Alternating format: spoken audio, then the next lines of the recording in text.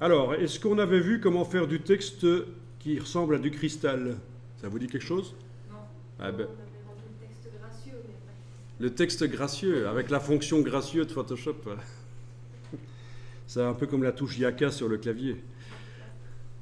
Euh, eh ben, vous allez faire du texte. Donc, vous avez votre groupe là qui est fermé. Ok, le groupe est fermé. On s'en occupe plus. On va faire du texte par-dessus. Donc, avec l'outil texte, je vais cliquer, pas faire un cliquer-glisser, parce que ça fait un bloc pour contenir des paragraphes. Moi, je vais faire un titre ici. Je clique et j'ai le curseur texte qui arrive. Alors, si vous trouvez que c'est trop petit, vous avez la possibilité ici de changer.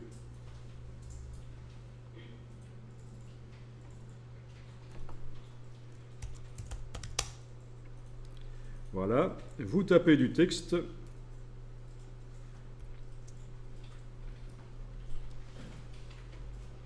Je vais faire maintenant apparaître la palette caractères, menu texte panneau, panneau caractères. Bon, ceci dit, j'obtiens la même chose si je clique ici dans la palette des options. Ça fait apparaître les panneaux caractères et paragraphes. Paragraphe ne nous servira pas ici puisqu'on n'a pas affaire à un bloc texte. On a cliqué, on n'a pas fait cliquer-glisser avec l'outil texte. Donc c'est surtout la palette caractères qui m'intéresse et vous savez ce que je vais faire évidemment, je vais passer de métrique à optique pour améliorer l'espacement entre les lettres. Il faut sélectionner les lettres, voilà, optique. Voilà. Ok, je sélectionne les lettres avec l'outil texte et je passe en optique. L'approche optique, on en a parlé dans Illustrator il n'y a pas longtemps, puisqu'en fait ceci est le moteur de typographie de InDesign qui a récemment été intégré à Photoshop et Illustrator. On peut faire du texte dans Photoshop, bien entendu. Vous allez rencontrer des gens qui sont de la vieille époque qui vont vous dire ne faites jamais du texte dans Photoshop, ça pixelise, il n'est pas net. Mais en fait, si vous exportez, si vous enregistrez le document au format Photoshop PDF, le texte est net dans le PDF. Il reste vectoriel, il reste du texte. Et donc, on peut faire des flyers avec du texte dans Photoshop et le texte reste net. Il faut juste connaître l'astuce qu'il faut l'enregistrer en Photoshop PDF. Vous voulez qu'on fasse le test? On fait le test. Allez, on y va. Alors, si vous voulez publier le flyer sur Facebook. Ok, fichier enregistré sous. Et à la place du format Photoshop, je vais choisir le Photoshop PDF. Et dans les options Photoshop PDF qui vont apparaître juste après quand je vais cliquer sur Enregistrer, vous aurez l'option Conserver les fonctions d'édition de Photoshop. Autrement dit, vous pouvez, si vous voulez, tout le temps enregistrer en Photoshop PDF. Tout ce que Photoshop peut faire sera intégré dans le PDF si vous gardez l'option Conserver les fonctions d'édition de Photoshop. On va voir. Ah, vous avez choisi Photoshop PDF. Vous enregistrez. Voilà, et ici vous avez quelque chose qui est coché d'origine, conserver les fonctions d'édition de Photoshop. Donc, votre PDF qui vient de Photoshop pourra être ouvert dans Photoshop, vous allez retrouver vos calques, etc., comme s'il s'agissait d'un fichier Photoshop natif, un format PSD.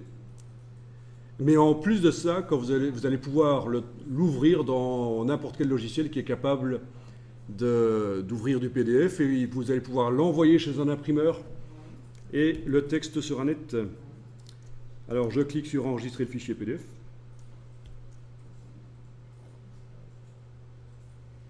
Il y avait juste un message qui me disait que le fait que l'option conserver les fonctions d'édition de Photoshop était cochée, ça allait faire un fichier PDF très lourd. Le PDF que vous envoyez à l'imprimeur, vous pouvez décocher l'option, comme ça fera un PDF tout aussi bien imprimable, plus léger, et quand on l'ouvre dans Photoshop, il n'y aura pas les calques évidemment à ce moment-là. Ouais. Voilà. Mais il gardera quand même le côté vectoriel. Et bien voilà, si vous voulez, vous allez maintenant sur votre disque dur, vous allez chercher votre PDF que vous venez d'enregistrer, vous allez essayer de l'ouvrir dans un logiciel de lecture de PDF. Peut-être que Adobe Acrobat est ouvert. est installé sur l'ordinateur. Donc, vous avez regardé ou vous avez enregistré PDF, évidemment. Donc, vous savez le retrouver dans le système d'exploitation, dans l'explorateur Windows.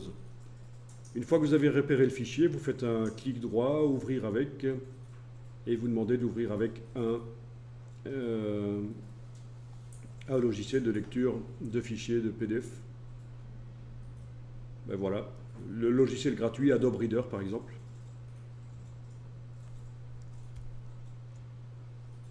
Et voilà. Et quand on zoome, on va voir les pixels à certains moments, bien sûr, parce que ce sont des images pixels. Mais le texte, vous allez voir qu'il reste net.